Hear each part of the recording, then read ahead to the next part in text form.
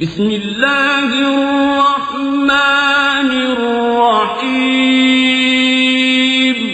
اللہ کے نام سے شروع جو نہایت مہربان رحم والا۔ السلام علیکم ورحمۃ اللہ وبرکاتہ۔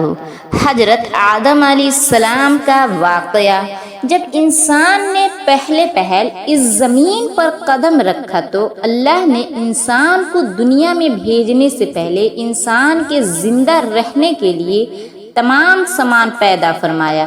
ہوا، پانی، آگ اور مٹی یہ انسان کی بنیادی ضرورت تھی۔ اس کے بغیر تو انسان زندہ ہی نہیں رہ سکتا۔ انسان کے جسم میں قوت پیدا کرنے کے لیے کھانا بھی ضروری تھا۔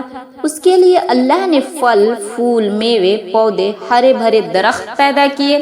اس کے علاوہ سر اٹھائے بلند و بالا پہاڑ، روا دوا گنگناتے ہوئے چشمے، بل کھاتے دریا، بکریا، سمندر، چاند، سورج، ستارے، گرج کی ہر وہ چیز جو انسان کے زندہ رہنے کے لیے ضروری تھی پیدا کی۔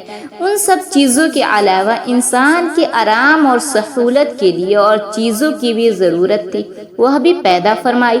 زمین آسمان کے اندر بے شمار چھپے ہوئے خزانے اور وسائل ہیں، مثلا لوہا، چاندی، ابرق، تیل، کوئلہ اور گیسیں ہیں۔ یہ تمام چیزیں انسان کی ضرورت کی ہیں، ان سے انسان فائدہ حاصل کرتا ہے۔ ان تمام چیزوں کو زمین کے اندر سے نکالنے اور دریافت کرنے کے لیے ایک ایسی ذی عقل اور علم رکھنے والی ہستی کی ضرورت تھی جو ان تمام چھپی ہوئی اور اوجھل چیزوں کو ڈھونڈ کر نکالے اور اپنے ہی لیے کارآمد بنائے۔ یہی ہستی جسے انسان کہا جاتا ہے۔ انسان کو اللہ نے عقل اور سوچنے سمجھنے کی صلاحیت عطا کی، پھر دنیا میں بھیجا۔ سب سے پہلے انسان حضرت آدم علیہ السلام تھے۔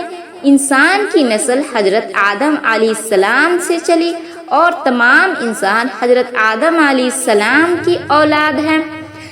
اللہ تعالیٰ نے حضرت آدم علیہ السلام کو پیدا کرنے کے لیے ارادہ ظاہر کیا اور فرشتوں سے کہا، میں زمین پر اپنا خلیفہ بنانے والا ہوں۔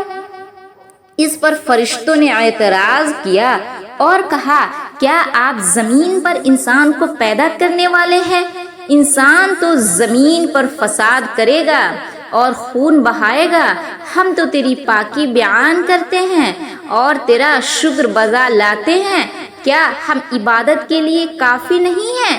اللہ نے فرمایا، جو میں جانتا ہوں وہ تم نہیں جانتے۔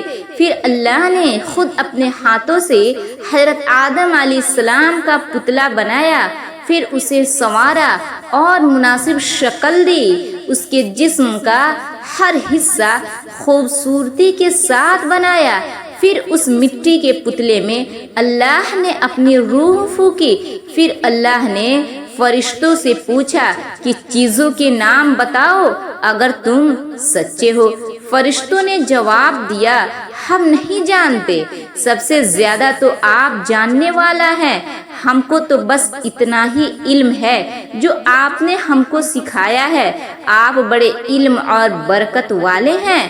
اللہ نے آدم علیہ السلام سے کہا، اے آدم، ان فرشتوں کو ان چیزوں کے نام بتاؤ۔ اللہ نے آدم علیہ السلام کو تمام چیزوں کے نام بتا دیے تو آدم کے علم میں تمام باتیں آ گئی۔ آدم نے ان چیزوں کے نام بتا دیے تو اللہ نے فرشتوں سے کہا، کیا میں تم سے نہ کہتا تھا کہ میں آسمانوں اور زمینوں کے اندر کی سب پوشیدہ باتوں کو جانتا ہوں اور جو کچھ تم ظاہر کرتے ہو اور چھپاتے ہو سب کا علم رکھتا ہوں۔ اللہ تعالیٰ نے فرشتوں سے کہا کہ آدم علیہ السلام کو سجدہ کرو۔ تمام فرشتوں نے آدم علیہ السلام کو سجدہ کیا، لیکن ابلیس نے سجدہ کرنے سے انکار کر دیا۔ وہ غرور کرنے والوں میں سے تھا۔ تجھے کس چیز نے سجدہ کرنے سے روکا جبکہ میں نے تجھے حکم دیا تھا؟ اللہ نے پوچھا۔ ابلیس نے کہا کہ آپ نے انسان کو مٹی سے بنایا اور مجھے آگ سے پیدا کیا۔ ابلیس بے معنی مایوس اور نا امید ہونا اس لیے کہا گیا ہے کہ جو شخص اللہ سے نا امید ہوتا ہے وہ ابلیس کے تابع ہوتا ہے۔ جو لوگ ابلیس اور شیطان کے بہکاوے میں آ جاتے ہیں وہ پست ہمت ہوتے ہیں۔ جو فرائض ان کے ذمہ ہوتے ہیں وہ ادا نہیں کرتے اور ذلیل و خوار ہوتے ہیں۔ جب ابلیس نے سجدہ کرنے سے انکار کیا تو اللہ نے فرمایا تو آسمان ہو سے اتر، تو نے تکبر کیا اور تو ذلیل و خوار ہوا۔ ابلیس نے کہا کہ مجھے قیامت تک کا مہلت دیجیے۔ اس پر اللہ نے فرمایا تجھے مہلت دی گئی۔ ابلیس نے کہا میں تیرے بندوں کو گمراہ کروں گا اور ہر طرح سے ان کو گھیرے میں رکھوں گا، وہ تیرا شکر بھی نہیں کریں گے۔ اللہ تعالیٰ نے حضرت آدم علیہ السلام کو حکم دیا کہ اے آدم تم اور تمہاری بیوی بہشت میں رہو اور جو کچھ کھانا ہے فراغت سے کھاؤ، اور ایک خاص درخت کی طرف اشارہ کرتے ہوئے کہا کہ اس درخت کی طرف نہ جانا ورنہ تم ظالم قرار دیے جاؤ گے۔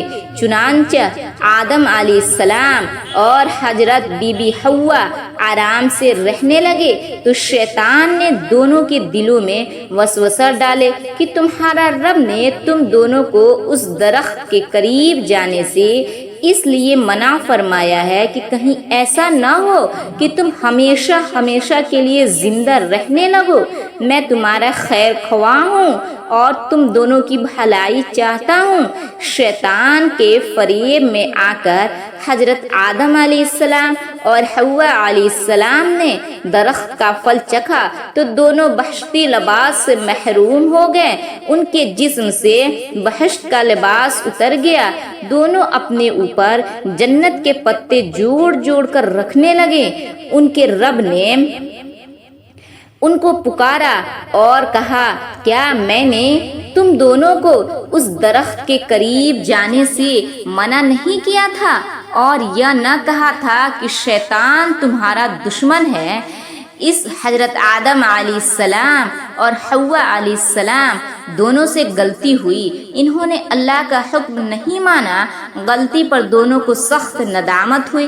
آدم علیہ السلام نے اللہ سے معافی طلب کی اور دعا کی اے میرے رب، ہم نے اپنے نفس پر ظلم کیا، اگر آپ ہم پر رحم نہ کرے اور ہماری مغفرت نہ کرے تو ہم نقصان اٹھانے والوں میں ہوں گے۔ آدم اور حوا کو زمین پر اتار دیا اور کہا کہ تم ایک دوسرے کے دشمن رہو گے اور ایک خاص وقت تک تم دونوں کو زمین پر رہنا ہے۔ میری طرف سے کوئی ہدایت آئے تو جو شخص اس ہدایت کو مانے گا انہیں کسی بات کا اندیشہ ہوگا نہ کوئی غم، جو میری نصیحت سے منہ موڑے گا اس کے لیے دنیا میں زندگی تنگ ہوگی اور قیامت کے روز اس کو اندھا اٹھائیں گے۔ جب حضرت آدم علیہ السلام آسمان سے اتر کر زمین پر آئے تو وہ فرشتوں کے پاکیزہ باتیں سننے سے محروم ہو گئے، اس لیے دل اداس رہنے لگا۔ آپ علیہ السلام نے اللہ سے دعا کی اور عرض کی کہ میں تو فرشتوں کی صحبت سے محروم ہو گیا ہوں۔ اس پر اللہ نے فرمایا آپ مکہ معظمہ جائیں، وہاں میرا گھر تعمیر کریں، اس کا طواف کریں اور نماز پڑھیں۔ چنانچہ آپ علیہ السلام جبریل امین کے ساتھ مکہ معظمہ گئے، وہاں کعبہ کی بنیاد رکھی، نماز پڑھی اور طواف کیا۔ حضرت آدم علیہ السلام کے واقعہ سے ہمیں یہ سبق ملتا ہے کہ جس کام کو اللہ نے کرنے سے منع فرمایا ہے وہ نہ کرے، جو کام کرنے کا حکم دیا ہے وہی کیا کرے، وہی عبادت ہے۔ عبادت نیکی ہے اور نیکی عبادت ہے۔